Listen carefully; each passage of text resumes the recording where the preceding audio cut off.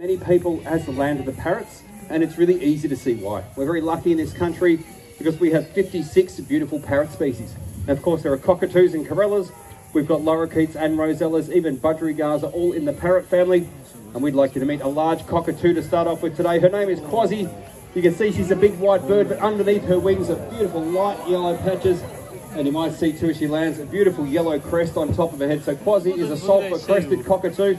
This is a very successful species. You can see them around much of Australia. You can see them around Healesville sanctuaries. You're walking around here today. You can also find them in parks, gardens, golf courses, and sometimes even in our busy city streets as well.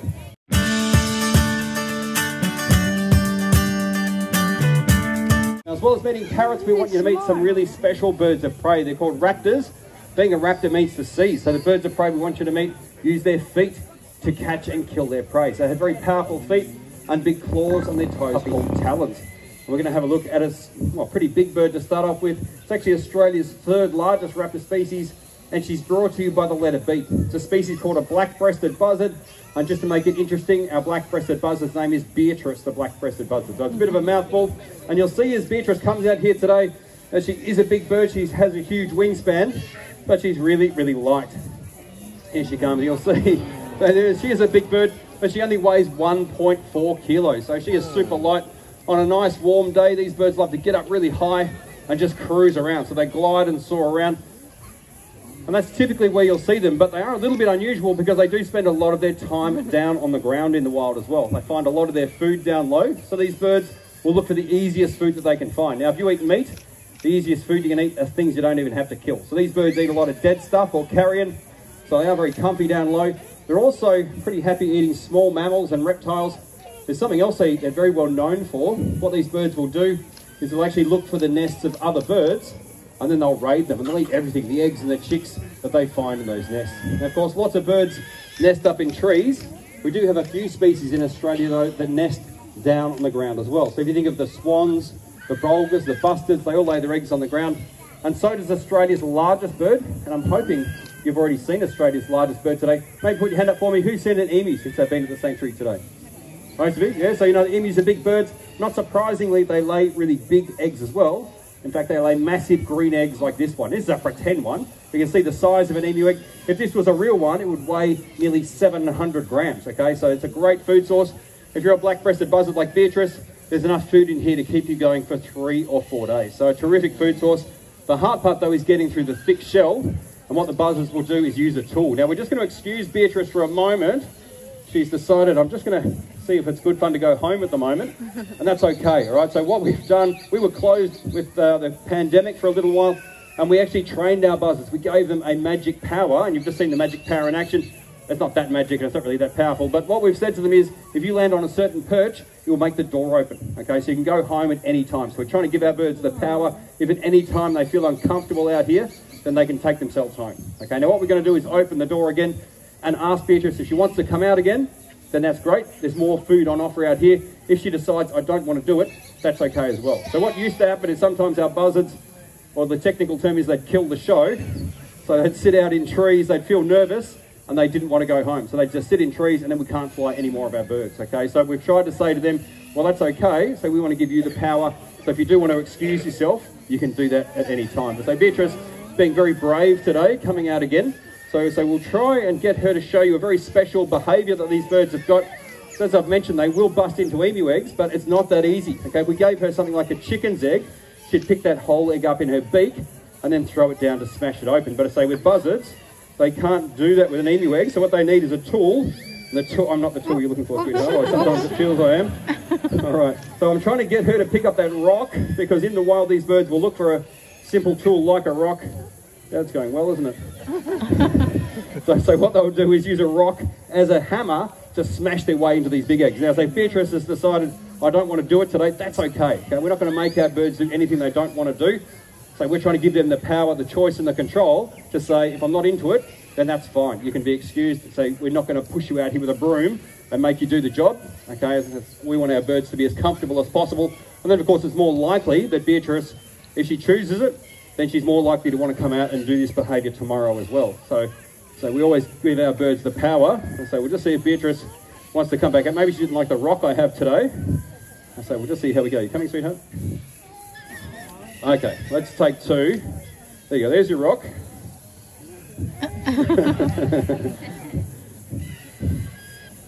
you go, do you want a bit of food to go with it? There we go.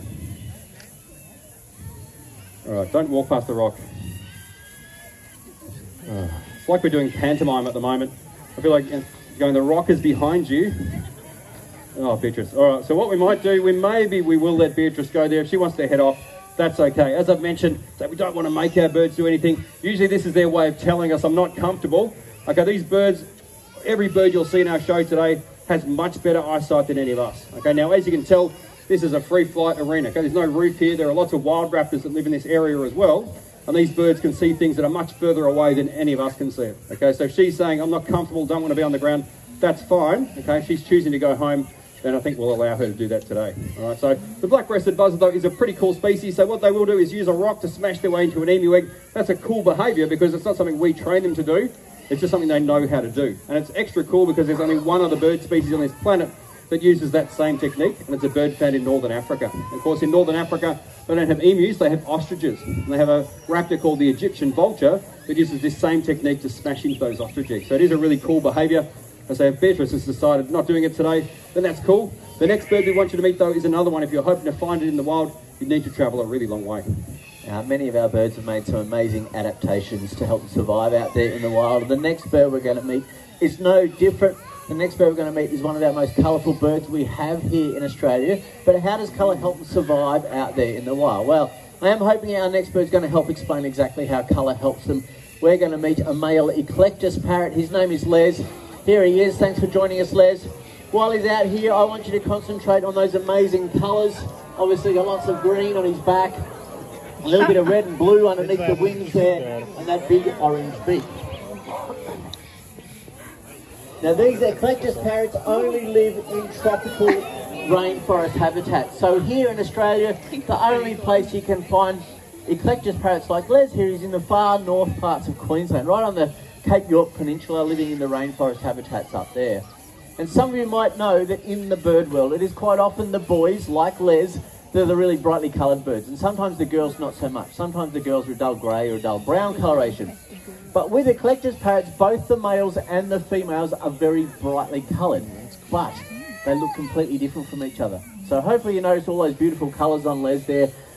Lots of green, obviously. But the female birds are actually red and blue all over, with a big black beak. So they do look very, very different. And there's a really good reason for it. It's because they do different things out there in the wild. The boys, like Les here, so the bright green birds, they actually spend most of their time right up in the tops of the trees, where there's bright green leaves and colourful fruits and flowers. And what they're doing up there is looking for food.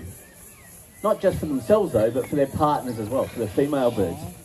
So while they're up in the tops of the trees, that bright green in their wings allows them to blend into the treetops, and predators find it hard to see them. So really good camouflage for them. The female birds, the red and blue birds, what they're doing is waiting underneath the canopy. So they're actually spending a lot of their time in the dark shadows of the rainforest habitat defending a nesting site. So they're defending a tree hollow that they use to nest in for anywhere up to 10 months of the year. Now, because they're in those dark environments, the red and blue allows them to blend into that environment. And they sit there and they wait for their partners to bring them their food. They don't have to go up to the tops of the tree. So it's actually the colour of both the male and female that's a really important adaptation to allow these birds to survive in a very specific part of a very specific habitat. So really handy adaptation for those birds to have. Now, there are quite a few birds here in Australia doing quite well out there in the wild. Many of them have learnt to live alongside people.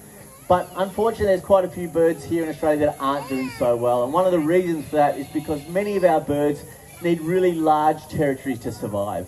And more importantly, those territories need to include our old growth forests, so really big old trees.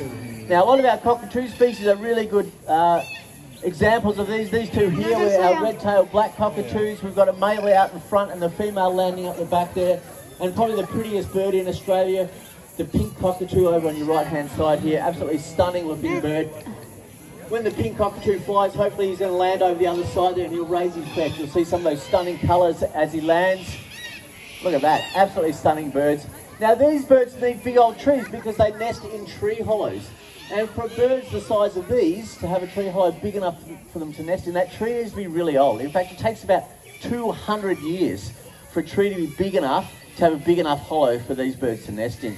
And while deforestation continues to occur, those old growth forests are being lost, so too is the habitat of these beautiful birds. And I'm not sure if any of you can work out how long it takes to replace a 200-year-old tree. But it's a pretty long time. So if we don't do something about it now, it's going to be way too late. We're going to lose beautiful birds and we're going to lose lots and lots of habitat. That's the bad news. Good news is you can actually all do something about it, and it's really simple. It's about changing habits. Now we know changing habits can be hard, but it can be really well worth the effort. We think those birds we've just met are well worth the effort. The next bird we're going to meet is also well worth the effort. The next bird we're going to meet is one of our nocturnal birds of prey. Now they're thought to have some of the best nocturnal vision of the whole animal kingdom. They can also see during the daytime, when you might just be lucky enough to see one perched in the tree waiting patiently for night to fall. Now, of course, the nocturnal bird of prey is an owl. There are 8 species of them live in Australia.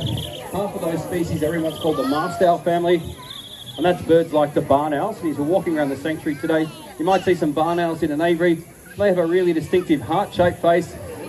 This bird, though, is in the other family of owls. It's called the hawk owl family. They do have really hawk-like features. This one is a barking owl, and today we went to meet our female barking owl. Her name's Millie. And some people do wonder about owls when we fly them during the day. Can they see where they're going? I think we've probably proven already that Millie sees pretty well out here during the day. She just sees a lot better than everybody else at night time. So you might have known that already. What you might not know is that they don't see in colour. So Millie is out here and she's seeing you and me and everything else in black and white. Now it's not a disadvantage, it might sound like it. These birds have given up their colour vision, and in exchange they see about 35 times better than any of us. They do have amazing eyesight. To go with that, they also have incredible hearing as well. Well done, Mill. And of course, Millie has got an ear on either side of her head, just like we do. But with owls, one of those ears is higher up on their head than the other one. So they're what we call lopsided or offset ears. So it means that Millie is able to hear left and right, but then she can also hear up and down at the same time. And that's really handy. So if you imagine it was so dark that she couldn't see her prey, then Millie could find her prey. So if you were a little mouse, you make a noise, and Millie can find you even if she can't see you. So another handy thing she can do, if you watch Millie there, she'll keep her body still and then just move her head. You can see she can rotate that head in either direction through an arc of 270 degrees, so a really long way. So they keep everything nice and still, just move the head, they work out where their prey is, and then they'll fly down and grab it. You might be able to hear Millie too. She's making a cheering noise, that one there. That's a pretty happy noise for Millie. And she's not really working that hard out here, she's just cruising around, she's getting into her favourite food, so life is pretty good. If she was hunting though, she wouldn't be making any noise at all. These birds are virtually silent when they're in hunting mode. They have really special feathers. The edges of their flying feathers are frayed, and that muffles the sounds of their wing beating. So it means their prey doesn't hear them coming, and then that helps the hearing as well. They're not having to listen to the sound of their own wing beats. Now you might think with all those adaptations that these birds would be doing really well out there. In northern Australia there are lots of beautiful barking owls. Unfortunately here in Victoria, the bird you're looking at the moment is actually a threatened species. We only have about 50 or 60 pairs of these beautiful birds still breeding here in Victoria, so they're not going very well at all. Now I did mention the barn owls before. It's a different story for them. Barn owls are really successful here in Australia and in other parts of the world as well. One pair of barn owls can catch and kill anywhere up to 2,000 mice a year. So just having one pair of owls around, they can do a great job in keeping the rodent numbers down in an area. And while barn owls are a real success story out there, it's barking owls like Millie who are facing some very big challenges in the wild. They do need a little bit of protection of their own. Now, Millie's job description, by the way, there are 3 things she's here to do. She's here to educate, inspire, and terrify. And based on the looks on her few faces, I think she's done all 3 things pretty well. What you might like to do, okay, Mill? I might want to give Millie a big round of applause. I think she's done a great job. Well done, Mill. Good work.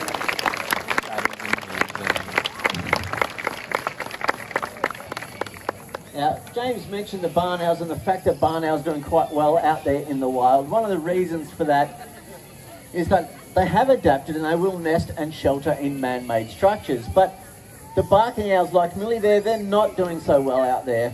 So just like the red-tailed black cockatoos and the pink cockatoo that we saw a little bit earlier, they also need a helping hand from you.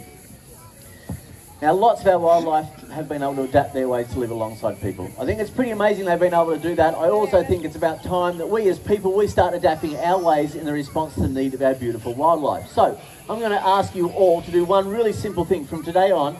that'll go a long way to helping out lots and lots of our wildlife. Now, before I do show you what that is, if you've all got a mobile phone, get your mobile phones out. There's something you can do with your phone very shortly that'll go a long way to helping out lots and lots of our wildlife. And telling us exactly what that is, we're going to meet our other sulphur-crested cockatoo. This is Callista. Callista's got a really important message of what you can do to help out lots and lots of our wildlife. What is it, Callista? There we go. Callista wants you to write for wildlife. Of pure killing power. Now, if you think about the buzzard that was out here before, she was a 1.4 kilos, so she was literally 10 times heavier than Rusty. And so Rusty is a very different kind of bird. So the buzzards, the eagles, what we call broad-winged raptors, so they're built for gliding and soaring. They have that big wingspan and really light body, so they just get off on a nice warm day and just cruise around. They don't burn much energy. Little Rusty is the opposite of all of that, okay? He's more like a sports car. And you'll see every time he takes off, he does a lot of flapping, so he's got great acceleration. Well done, Rusty.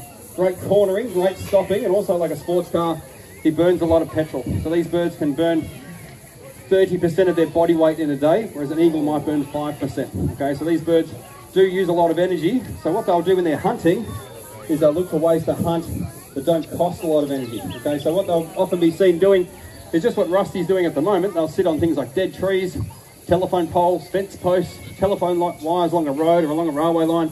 They sit nice and still, and then they just wait for their prey to come to them. So they've got amazing eyesight, so anything that moves is a target. If it's small enough, then Rusty will think, well, that's all I need. So I say he could sit there for hours, some little frog comes out, something moves that he likes to look of, and he just drops down and grabs it. So a really easy way to find food. So it's a method of hunting that we call perch and search, or perch and pounce. So really easy.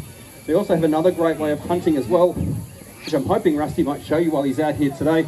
This might be something you've seen before. These birds are pretty common around Australia, and so you can often see them along roads and railway lines. So it might be something you've seen out the window. So what these birds are able to do is to hover, so they can hang up in the air, and that allows them to buy time and then scan the ground looking for little animals. Now we'll see how Rusty goes today with the hover. Beautiful, mate. Look at that. Nice work, Rusty. Just like that, he can just hold himself up there.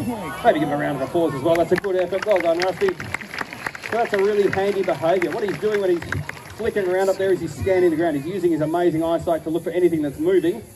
And so if you're a little animal, you might be hiding. Okay, as soon as you move or you make a run for it, you've revealed where you are. And then all Rusty needs to do, as you saw there, go from the hover, just tuck his wings back in. He picks up heaps of speed, turns back into a little falcon, and he just drops down and grabs you. So a really, really good way to help him to find food as well. As I mentioned, this is Australia's smallest raptor, but I think you'll agree he deserves a big round of applause. He's done a great job. Thanks, Rusty.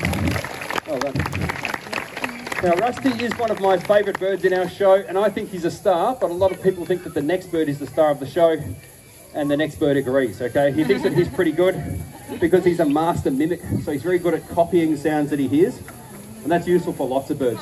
Now, birds use mimicry to help them find a mate, and also to help them determine where their territory starts and finishes as well. So he's very useful. The bird you're about to meet is very good at it. His name is Kevin, and Kevin is a long-billed corella. So he's got a long top part to his beak there. That's a really useful tool. These birds do a lot of digging in the wild. So they get down on the ground, they're digging, looking for roots and grubs and tubers. You can also see Kevin gets his own microphone. Want to say hi? Nice one. Now, of course, Kevin's been out the back. He's been watching the show. I think it's been going pretty well so far. What do you think, Kev? Good show? Thanks, mate. Of course, we're looking at the adaptations that birds have developed today. There's one adaptation these birds have got, and it's pretty important. What is it, Kev? Their wings. You don't get far without those. And of course, the other thing these birds need are their feet. Okay, especially the raptors you've met, because of course they use their feet to catch and kill their prey. And they've got fancy footwork, but so does Kevin. Now, Kev can show me his right foot and your left. Maybe a round of applause there. I know people who find left and right a bit confusing. I think Kevin's going pretty well. Now, we've got a quick question for the crowd, and I want you to yell out if you can remember. When we had the owl out here, I did mention that owls can turn their heads a long way around. Can you remember how many degrees can an owl turn its head? 270. 270, well done. Lots of people listening. Kev, how far can you see? 360, that's amazing. I don't think he actually moved his head, did he? I think he just moved his whole body. Sometimes we get to this bit of the show, I get the feeling Kevin's a bit cheeky. I think he comes out here, I think he wants me to look like an idiot. I think he's having a laugh at me. Now, you guys have seen a couple of raptors today. Some people think they're scary. What about you, Kev? No, does anyone think Kevin's scary? Who said yes? Me as well, mate. Don't worry. I think Kevin's terrifying. The rest of you don't look like you believe me at all, but Kevin is as terrifying as a tiger. You see? It's a pretty big roar. You scared of him now? He's not very scary. He's just a bit of a show-off. You're going to show off your dancing. Nice, Kev, that's the way. Now, Kevin thinks he's a bit special, so he does like a bit of special treatment. Do you think you guys could wave bye-bye to Kevin for me and say bye, Kev? Bye, Kevin. That's pretty good. You can say bye as well? A big round of applause for Kevin too. He's going to head off. Thanks, mate. Bye. Okay, now obviously we've met quite a few birds already today, including the third largest raptor in Australia, the black-breasted buzzard. We've also met Australia's smallest raptor species, the little kestrel rusty, who is about 140 grams. In a moment, we're going to meet Australia's largest raptor. Now, being Australia's largest raptor, she is a pretty big bird. She's nearly 4,000 grams and has a huge wingspan. It's over 2.5 metres across. Australia's largest raptor also has a very distinctive wedge or diamond-shaped tail, which I think gives it away. We're, of course, about to meet a wedge-tailed eagle. And today, we want you to meet a female wedge-tailed eagle. Her name is Magra. As you can see, Magra's a big bird. Nice entrance, Magra. You can see that tail shape there. So a big bird. She's also a really dark coloured bird as well. Now, with wedge-tailed eagles, that coloration is actually a sign of their age. When they're young, they're much lighter in colour. Would you mind? Thank you. Just take one step. Thank you. So they are much lighter when they're young. Sort of a nice honey colour over their head and their shoulders. But each year they molt their feathers and they grow back new ones. And they come back darker and darker each time. So it can take them to be 8 or 9 before they're as dark as Magra here. Now she's now about 25.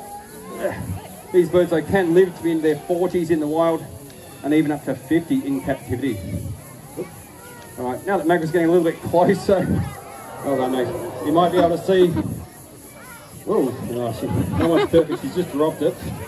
That's right, Magra. When you're an eagle, it doesn't matter how small the piece of food is. It belongs to me. I'm going to get it. So she's just dropped a piece that was about 1 gram, but she's like, that 1 gram belongs to me. You're trying to eat grass as well, Magra. She's not a. Doesn't eat a lot of salad naturally. Coming out next. So she's just got a bit of a tough spot there. Okay, just watch out for a minute. Okay. So these birds are actually pretty common as well around much of Australia these days. You can see them around much of the country. We'll just walk with Magra a little bit. She's happy to sit there. And so you may want to have a look at the big beak. So it's really all about the huge beak, those big talons on her toes. That's the scary bit. Okay, so that's what these birds use to catch and kill their prey. That's also what they use to defend themselves against other eagles as well. Now, prey for a bird like this one is typically small mammals. For all the parents out there, when I say small mammals, we're not talking about small children. There's more little rabbits and bandicoots, so really pretty small things like that. They are quite capable, though, of going after things much bigger and heavier than themselves. They can go after wallabies and small kangaroos that could weigh 12 or 14 kilos. So Magra is actually less than 4 kilos when we weighed her this morning. So very powerful hunters. And so those big feet really are what it's all about. We might just take them one step on me that way. Is that all right? Thank you. Okay. All right. Coming next.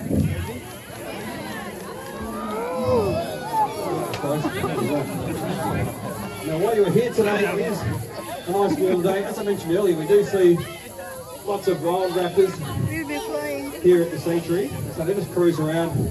You actually might see some wild eagles. We do have a pair that live nearby. We see them just about every day. If you do see a pair of them, what you'll notice is one of the birds is bigger than the other one. With most of the daytime raptors, the girls are bigger than the boys. With wedge-tailed eagles, the girls are bigger by about a third. So if you see that pair, you now know the big one's going to be the female. I think the green Magra's done a great job too. You might want to give her a round of applause as well. Well done, Magra. Nice work. And just like a wedge-tailed eagle, we'll have our own turf as well. What we need to remember is we share this land with lots of other living things. Now there is room for all of us, but sometimes we do need to make a stand to protect the wonderful diversity we're so lucky to have here in Australia. Now today, our dazzling parrots and these remarkable raptors have united to share with us their ability to adapt to change. We hope that they've inspired you. Some of the species you've seen out here are doing really well, but some of the species in our show, like these beautiful red-tailed black cockatoos, are facing big challenges in the wild. They do need a helping hand from us. Now, protecting trees for habitat will benefit not just these beautiful birds, but lots of other Australian wildlife. And imagine the difference you can make just by following through with your promise to switch to using 100% recycled toilet paper. So just like Callista showed us a little bit earlier, text the word wipe to the number on the banner. So thanks for joining us today. We hope you've enjoyed the spirits of the sky. Thank you. Thank you.